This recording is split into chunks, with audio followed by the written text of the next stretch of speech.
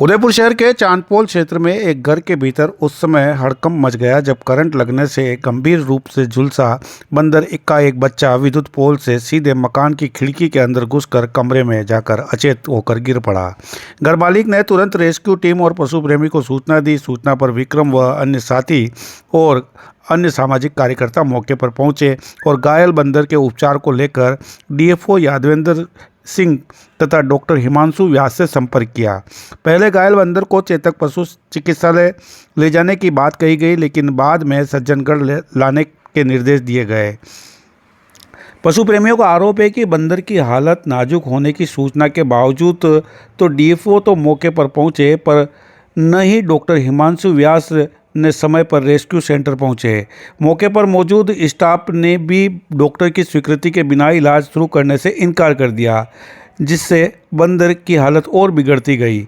इसी बीच डॉक्टर हिमांशु व्यास का यह बयान भी सामने आया कि सज्जनगढ़ रेस्क्यू सेंटर अभी विधिवत प्रारंभ नहीं हुआ है और बाहरी घायल जानवरों को यहां लाने से अभयारण्य के जानवरों में वायरस फैलने का खतरा रहता है। यही सबसे बड़ा सवाल होता है कि जब रेस्क्यू सेंटर औपचारिक रूप से शुरू ही नहीं हुआ तो फिर यहाँ लेपर्ड सहित अन्य घायल जानवरों को किस आधार पर रखा और उपचारित किया जा रहा है। पशु प्रेमियों ने भी बताया कि कुछ समय पहले भेड़िए के 3 शावक की मौत भी इसी तरह लापरवाही और बाहरी जानवरों से फैले संक्रमण के कारण हुई। ऐसे में डीएफओ और वरिष्ठ चिकित्सक के बयानों में साफ विरोधाभास दिख रहा है, जिससे सज्जनगढ़ परिसर की कार्यप्रणाली पर गंभीर सवाल भी खड़े कर दिए हैं।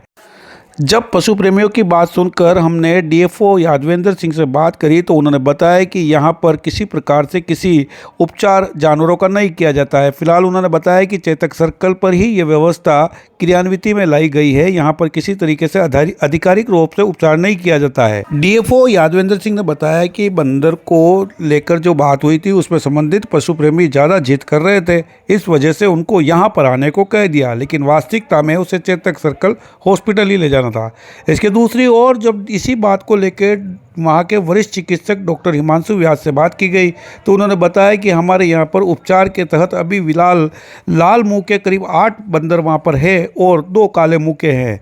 और इसी बात को लेकर जब बात की गई कि 3 भेड़ियों के बच्चे किस तरीके से वहाँ पर मौत के ग्रास बन गए तो उन्होंने बताया कि बाहरी जानवर को यहाँ पर लाने से जब इलाज किया जाता है तो संक्रमण जो होता है अन्य जानवरों में यहाँ पर जो है उनमें फैल जाता है, इसकी वजह से मौत होने की बात बताई। ऐसे में यहाँ पर अपने आप में एक बड़ा सवाल होता है, जब इस तरह के हालात वहाँ पर बन जाते हैं बाहर के जानवरों को लाने से, तो आखिरकार किसकी दिशा निर्देशों से अन्य बाहर के जानवरों को यहाँ लाकर इलाज किया जाता है।